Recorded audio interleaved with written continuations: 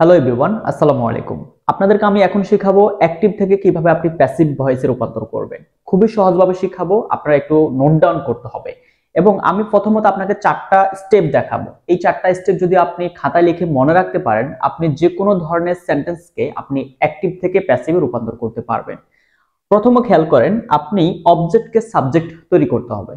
আপনাকে যে একটা সেন্টেন্স দেওয়া হবে, সেই সেন্টেন্সের অবজেক্ট কি আছে তাকে আপনি সামনে নিয়ে আসবেন, মানে সাবজেক্টে রূপান্তর করবেন। দ্বিতীয় নাম্বার কাজ হলো, এখানে একটু ভুল হয়েছে, দ্বিতীয় নাম্বার কাজ হলো অক্সিলারি ভার্ব নিতে হবে। আপনাকে যে মেইন ভার্বটা দেওয়া থাকবে, আপনি চিন্তা করে দেখতে হবে এটা কোন টেন্সের ভিতরে আছে, সে অনুযায়ী আপনি অক্সিলারি ভার্ব গ্রহণ করবেন। আমি পরবর্তী স্টেপে আপনাকে সবকিছু দেখাবো। 3 নাম্বার কাজ হলো, আপনি মেইন ভার্বের ভিত্তি করতে হবে, মানে পাস্ট পার্টিসিপল ফর্ম তৈরি করতে হবে। সো তাহলে প্রথম কাজ কি? অবজেক্টকে সাবজেক্ট তৈরি করা। দ্বিতীয় নাম্বার কাজ কি? মেইন ভার্ব অনুযায়ী আপনাকে বি ভার্ব নিতে হবে, এম ইজ আর ওয়াজ আর ইত্যাদি ইত্যাদি, এগুলো দেখাবো। তৃতীয় নাম্বার কাজ হলো, যে মেইন ভার্বটা দেওয়া হবে তাকে আপনি ফার্স্ট পার্টিসিপল ফর্মে নিয়ে যেতে হবে। এন্ড 4 নাম্বার কাজ হলো বাই যোগ করা, এবং ওই লাইনটার ভিতরে যে অবজেক্ট সাবজেক্ট থাকবে তাকে আপনি অবজেক্টে রূপান্তর করবেন। খুবই ক্লিয়ার? এই 4টা স্টেপ আপনি খাতা লিখে একদম মুখস্থ করবেন। এখানে জাস্ট 2 এর জায়গায় 3 হবে, 3 এর জায়গায় 2 হবে, বাকি সবকিছু ওকে। ঠিক আছে? তাহলে এখন আমি আপনাদেরকে এক্সাম্পলের মাধ্যমে শিখাবো এবং টেন্স অনুযায়ী আপনি কখন কি নেবেন সবকিছু দেখাবো। প্রথমে বলে দিচ্ছি, প্রত্যেকটা স্টুডেন্টকে এই 4টা স্টেপ মনে রাখতে হবে, তাহলে আপনি যে কোনো ধরনের সেন্টেন্স আপনি চেঞ্জ করতে পারবেন। এবং এখানে যে বাই যোগ করতে হবে, সেখানে বাইয়ের পরিবর্তে পর হতে পারে, অন্যান্য প্রিপোজিশন হতে পারে, সবকিছু দেখাবো। ওকে? আজকে যেহেতু বেসিক ক্লাস, একদমই প্রথম ক্লাস, আপনারা সবাইকে শেয়ার করে দিবেন। আপনার টাইমলাইন আপনি সেভ রাখবেন, প্রত্যেকটা ক্লাস আপনি সেভ রাখবেন। আমি এই অ্যাক্টিভ থেকে প্যাসিভ করা অনেকগুলো ক্লাস দিব আপনাদেরকে, যাতে আপনি যে কোনো ধরনের সেন্টেন্স আপনি চেঞ্জ করতে পারেন। ওকে? সো তাহলে প্রথম রুলসটি হলো প্রেজেন্ট ইনডেফিনিট টেন্স নিয়ে। প্রেজেন্ট ইনডেফিনিট টেন্সের একটা লাইনকে আপনি কিভাবে প্যাসিভ করবেন সেটা দেখাবো। দেখেন, শি রাইটস এ লেটার। আমি প্রথমে কি বলছিলাম, এরকম যদি একটা লাইন থাকে, আমি ছোট ছোট বাক্যের মাধ্যমে শেখাবো, তাহলে আপনি বুঝতে সুবিধা হবে। তাহলে এই যে একটা লাইন, প্রথমে আপনার প্রথম কাজটাকে বলেন। প্রথম কাজটা হলো অবজেক্টকে সাবজেক্ট করা। অবজেক্ট কি এখানে? লেটার। সাথে কিন্তু এই লেটার এই সহ চলে আসবে, আর্টিকেল সহ চলে আসবে। তাহলে এই লেটার আমি প্রথমে লিখলাম। দ্বিতীয় নাম্বার কাজ কি ছিল? আপনাকে দেখতে হবে মেইন ভার্ব কি আছে, সেই অনুযায়ী am is are was were নিব। দেখেন এখানে she writes, ভার্বের সাথে অ্যাশ আছে। ভার্বের সাথে অ্যাশ থাকা মানে, বা আপনি দেখে বুঝতে পারতেছেন এটা হচ্ছে প্রেজেন্ট টেন্স। সো তাহলে আপনি নিতে হবে এম ইজ আর, এই তিনটা থেকে যে কোনো একটা। এখন দেখেন এই লেটারের সাথে ইজ হয়, যেহেতু সিঙ্গুলার। ওকে? তার মানে প্রথম কাজ শেষ, দ্বিতীয় নাম্বার কাজ শেষ। তৃতীয় নাম্বার কাজ কি ছিল? যে মেইন ভার্বটা থাকবে তাকে আপনি ভিতরিতে নিতে হবে, first participle form. So right এর 3 নাম্বার ফর্ম হচ্ছে রিটেন। রাইট থেকে রিটেন হয়ে গেল। ঠিক আছে? রাইট, রোট, রিটেন, 3 নাম্বার ফর্ম হচ্ছে রিটেন করলাম।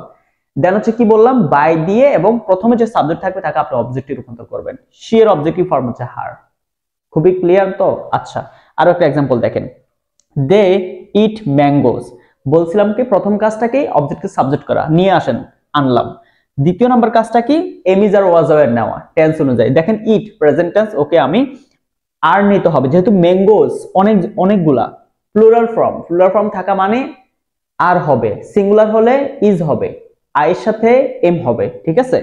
সো দ্বিতীয় নাম্বার কাজ শেষ। তৃতীয় নাম্বার কাজ কি? যে ভার্বটা আছে তাকে 3 নাম্বার ফর্ম, ইট থেকে ইটেন হয়ে যাবে, দেন বাই, এবং এই সাবজেক্টকে আপনি অবজেক্টে রূপান্তর করতে হবে। তাহলে দে এর অবজেক্ট হচ্ছে দেম। পরবর্তী ক্লাসগুলোতে আমি আরো লিস্ট দিব যে দে থেকে দেম কিভাবে হলো, শি থেকে হার কিভাবে হলো। অবশ্যই ক্লাসটা সবার মাঝে শেয়ার করে দিবেন। ওকে? তাহলে প্রেজেন্ট কন্টিনিউয়াস টেন্স আপনি কিভাবে চেঞ্জ করবেন, জাস্ট একটা বিষয় মনে রাখবেন। আপনি যে am is are was were নিচ্ছেন দ্বিতীয় নাম্বার কাজে, সেখানে সাথে আপনি বিং, বিইআইএনজি মুখস্থ করে নেন। কন্টিনিউয়াস এর ক্ষেত্রে আপনি এম ইজ এর সাথে শুধু কি নিবেন? বিং নিবেন। তাহলে আসেন খেয়াল করেন, he is watching a movie. প্রথম কাজটা কি? অবজেক্টকে সাবজেক্ট করা, আনলাম আমি অবজেক্টকে সাবজেক্ট এ মুভি। দ্বিতীয় নাম্বার কাজটা কি? Am is are was were, tense অনুযায়ী। এখন এখানে কিন্তু অলরেডি দেওয়া থাকে, সো যা আছে তা বসান। এখন এখানে খেয়াল রাখতে হবে, হি এর সাথে ইজ, এবং এ মুভির সাথেও কিন্তু ইজ হবে। ঠিক আছে? এখানে যদি মুভিজ হতো তাহলে আমি আর নিতাম। সো এবং মুখস্থ কি বলছিলাম, আইএনজি দেখা মানে বিং, আরো সহজ, আইএনজি দেখা মানে বিং হবে। এবং প্রেজেন্ট কন্টিনিউয়াস কি হয়? এম ইজ এর পরে আইএনজি হয়, তাই না, ভার্বের সাথে। সো আপনি এভাবে মনে রাখতে পারেন, আইএনজি দেখা মানে বিং নিবেন। ওকে, নিলাম। দেন হচ্ছে তৃতীয় নাম্বার কাজটা কি?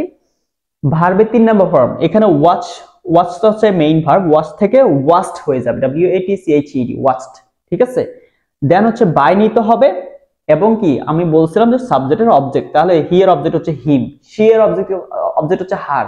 এবার পড়তে পড়তে মনে থাকবে আপনার। দে আর প্লেইং ক্রিকেট, এখানে অবজেক্ট কি ক্রিকেট, সামনে নিয়ে আসেন। দ্বিতীয় নম্বর কাজটা কি এম ইজ আর ওয়াজ এর নেওয়া। এখন দেখেন এখানে আর আছে, দে থাকায় আর হয়েছে, বাট আপনি ক্রিকেটের সাথে অত আর নিতে পারবেন না, আপনাকে ইজ নিতে হবে, ইজ নেন। আইনি দেখা মানে বিং, ঠিক আছে। এবং এখানে যে মেইন ভার্ব আছে প্লে, প্লে এর 3 নম্বর ফর্ম হচ্ছে প্লেড, মানে পার্টিসিপল ফর্ম হচ্ছে প্লেড বাই দের অবজেক্ট হচ্ছে কি দেম।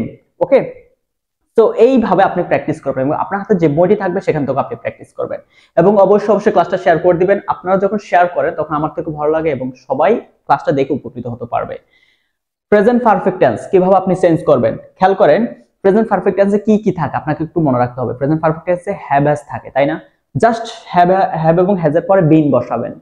সিঙ্গুলার হলে হ্যাজ, প্লুরাল হলে হ্যাভ। আসেন খেয়াল করেন, she has completed her she has completed the assignment. ওকে, তাহলে the assignment সামনে চলে আসবে, যেহেতু এটা অবজেক্ট, তাকে সাবজেক্টে রূপান্তর করতে হবে। ওকে, আনলাম। দ্বিতীয় নাম্বার কাজটা কি আমাদের অক্সিলারি ভার্ব দেওয়া। এখন auxiliary verb present perfect tense আপনি দেখতে পাচ্ছেন, তার মানে আপনাকে নিতে হবে হ্যাভ হ্যাজ। এখন দেখেন the assignment সিঙ্গুলার আছে, তার মানে আমি হ্যাজ নিব। এখানে she হয়তো হ্যাজ আছে, সো আপনাকে আর চিন্তা করতে হবে না, নিয়ে আসেন। দেন হচ্ছে আমি বলছিলাম যদি হ্যাজ এর পরে অথবা হ্যাভ এর পরে V3 থাকে, সহজ কথা হচ্ছে সেখানে আমি বিন নিব। ঠিক আছে, যেহেতু প্রেজেন্ট পারফেক্ট টেন্স, সো আপনি বিন নেন এবং যে ভার্বটা আছে তাকে আপনি 3 নম্বর ফর্ম করেন। এখানে দেখেন কমপ্লিটেড 3 নম্বর ফর্ম কিন্তু কমপ্লিটেড সেম, আর কোনো চেঞ্জ নাই। এবং বাই নেন, এন্ড লাস্ট অফ অল লাস্টে কি থাকে শি এর অবজেক্ট সাবজেক্ট, শি হচ্ছে সাবজেক্ট এবং তার অবজেক্ট হচ্ছে কি হার। আমরা একটু আগে দেখেছি, আপনাকে একটু আগে দেখেছি, বলছিলাম আমি। They have built a house, a হাউসকে সামনে নিয়ে আসেন। দ্বিতীয় নাম্বার কাজটা কি হ্যাভ হ্যাজ নিতে হবে, যেহেতু আমি দেখতে পাচ্ছি হ্যাভ দেখতে পাচ্ছি। ওকে, এখন এ হাউসের সাথে তো আর হ্যাভ হবে না, সেখানে হবে হ্যাজ, সো আপনি হ্যাজ নেন। এবং আমি জানি যে হ্যাভ এর পরে যখন V3 আছে এখানে বিল্ট, ঠিক আছে, সো প্রেজেন্ট পারফেক্ট টেন্স দেখতে পাচ্ছি, তার মানে আপনাকে নিতে হবে বিন, হ্যাজ বিন। আর এই বিল্টের 3 নম্বর ফর্ম কিন্তু বিল্ট। আপনি যখন ভার্বের ভার্ব সম্পর্কে আমি এর আগেও আপনাদেরকে ক্লাস নিয়েছিলাম, যেখানে হচ্ছে 3টা ফর্ম আমরা দেখেছি, present form, past form, participle form. So participle form have as a verb, participle form মানে তো প্রেজেন্ট পারফেক্ট টেন্স।